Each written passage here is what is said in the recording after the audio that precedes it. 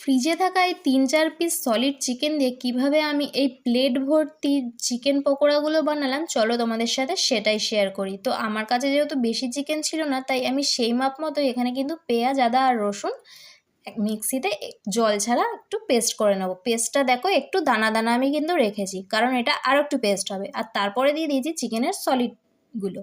তারপরে এটাকে আমি আরেকবার পেস্ট করে নিলাম। আর পেস্ট করে নেওয়ার পর এটাকে আমি আলাদা একটা বাটির মধ্যে তুলে নিয়ে দিয়ে দেবো কিছু মশলা।